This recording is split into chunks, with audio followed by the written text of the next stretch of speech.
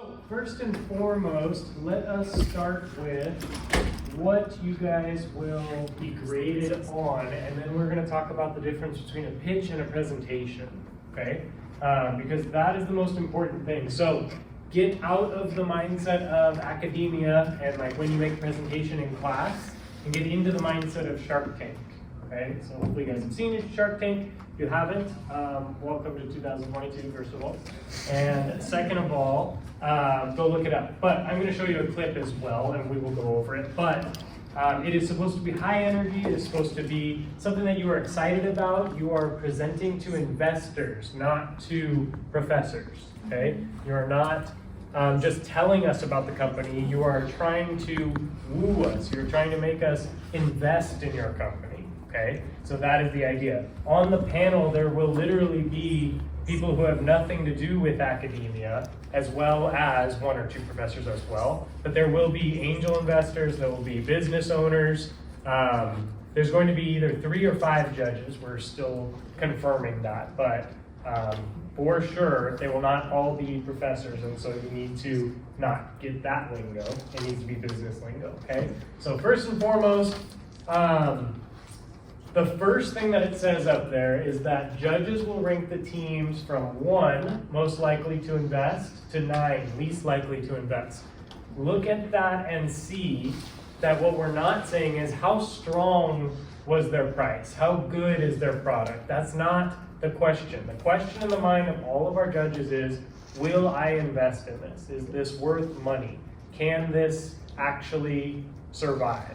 That is the question. So if you can answer that question within your pitch, great, you're gonna do good there. If all you do is tell us how good the product is or how different the product is than something else, that's great. You've done a good job explaining your product, but you have not done a good job telling us why our money is going to go from $1,000 to $2,000, right? So have that at the forefront of your mind. Now, the next thing that you do need to absolutely understand, though, is that they are going to be judging based off of these criteria. So when you are writing out and building out your presentation, your pitch, it needs to cover all of these. Now in your reports, you guys covered all, if not most of those, but what I want you guys to do is take out anything that isn't this and pretty much only talk to these things. If you very much go over the product or service, great.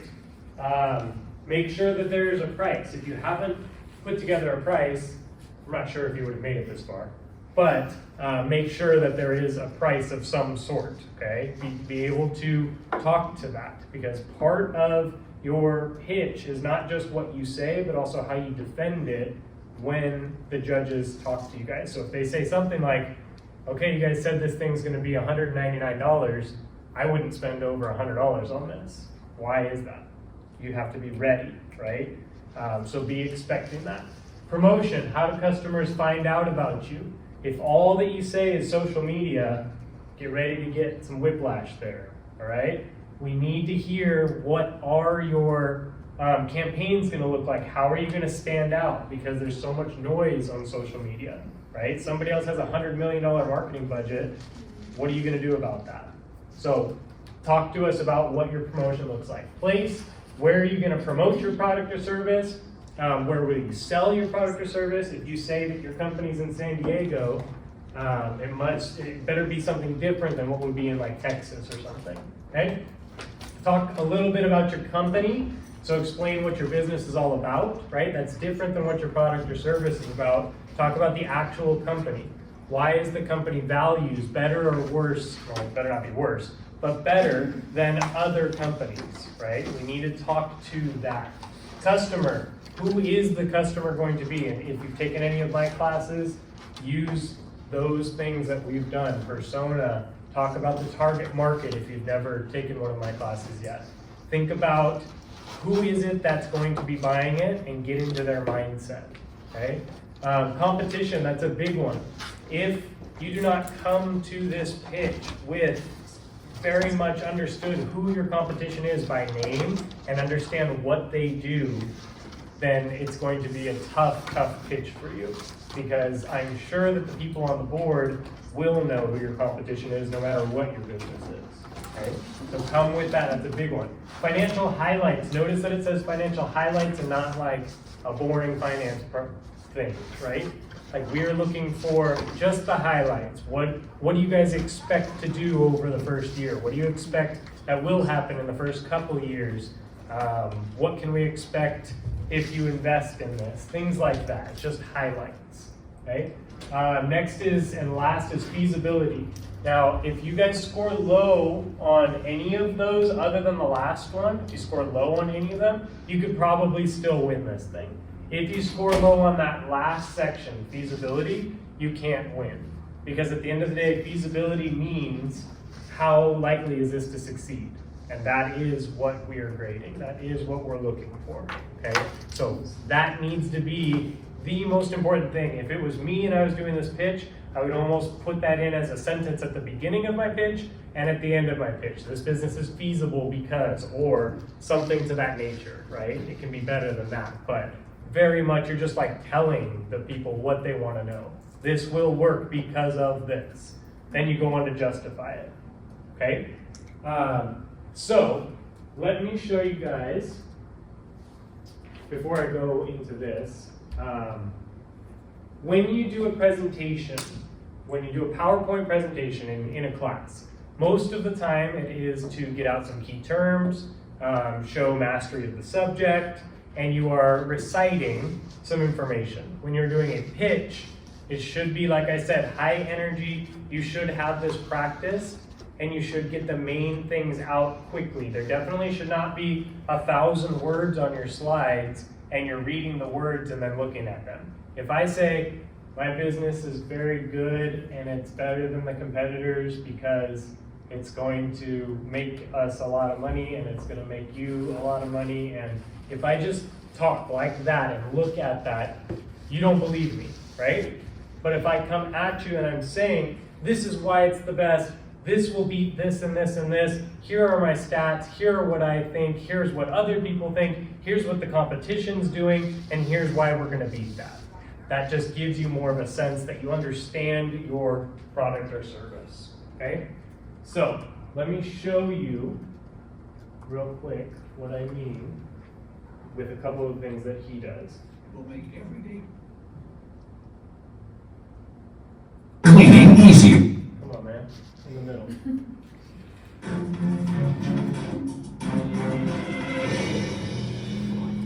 Hi Sharks, I'm Aaron Krause from Philadelphia, and I'm known as the daddy of the Scrub Daddy, the cutest but most high-tech scrubbing tool in the world. Today, I'm seeking a $100,000 investment in exchange for 10% equity in the Scrub Daddy business. So right away he came out, I mean it's a plus if you can show whatever your product is, we don't expect that at all, but if you have any way to show so that we very quickly get what it is like from the get-go, that's great. But if it's something that you can't show or whatever, if you can show a picture, something of that nature, that would be very, very good for you so that we're not trying to figure out what it is while also listening to you.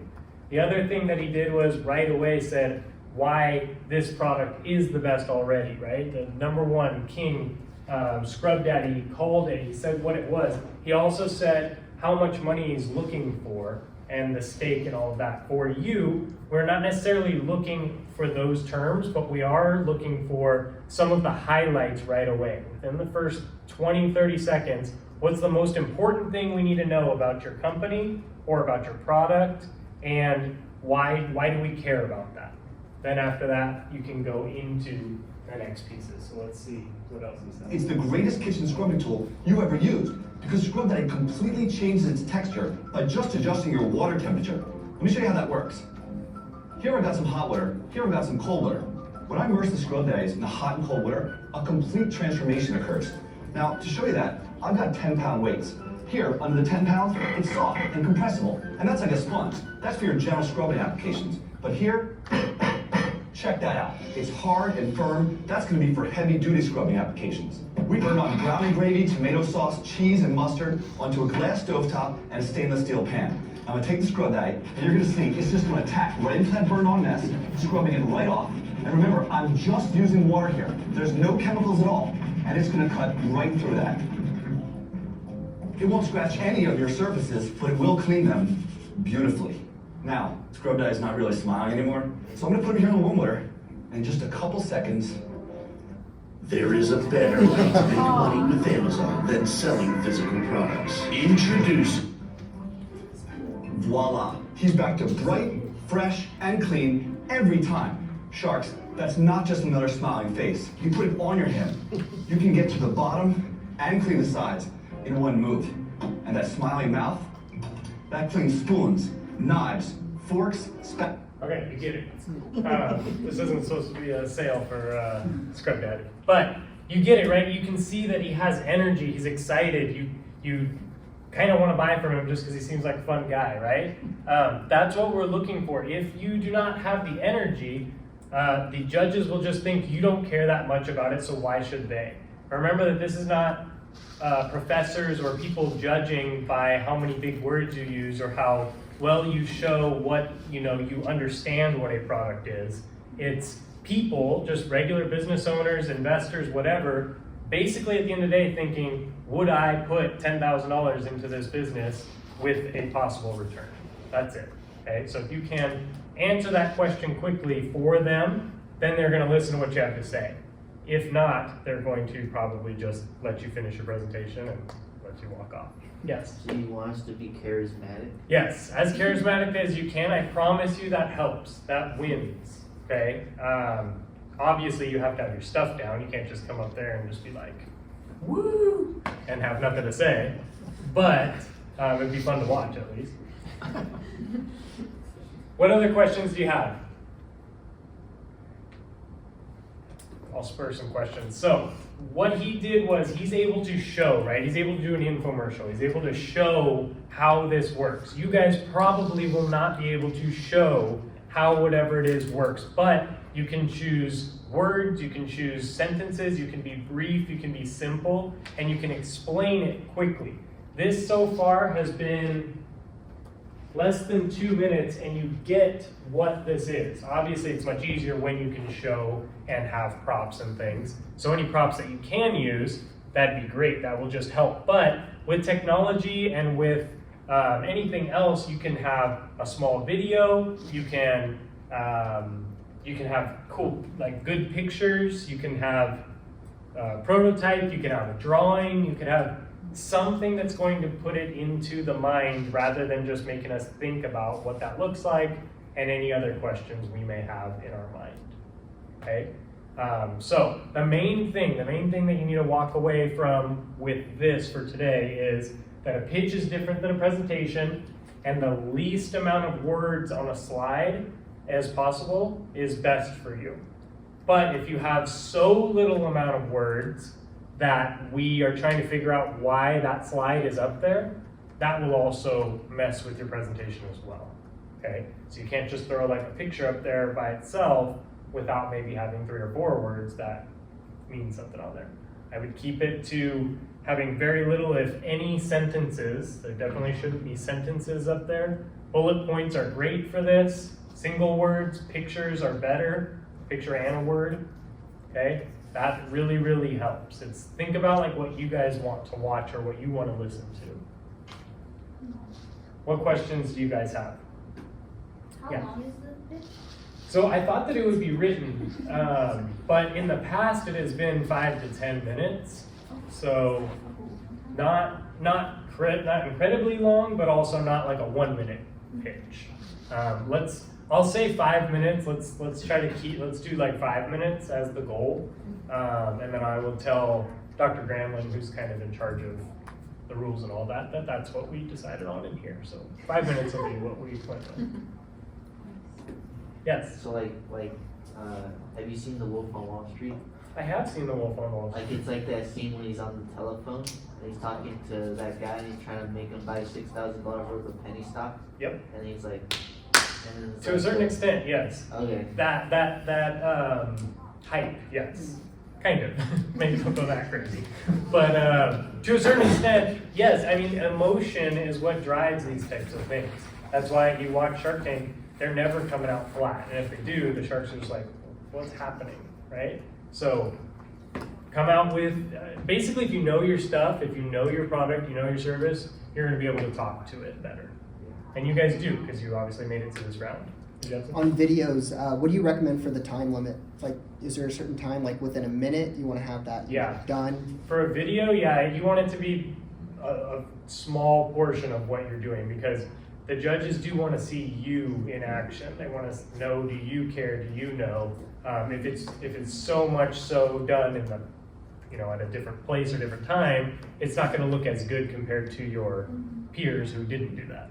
But if it was me, I would do a 30-second-ish video, especially if it was something showing. What I would do personally, if it was me, is I would have something showing and myself talking.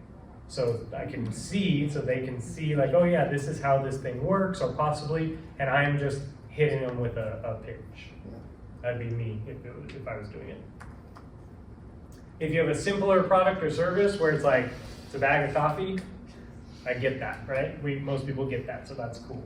Then you just have to be more descriptive about how you're different than Starbucks. Okay? So as far as the pitch workshop itself, that's the main things. Now individually, if you guys have individual questions as a group, I will be here to help, and whatever you have, we can work on that together. But for the rest of this time, unless you have anything for the group here, this is your time now. Okay? Good? All right, so I will be here. You guys come talk, ask me, or I'll come to you.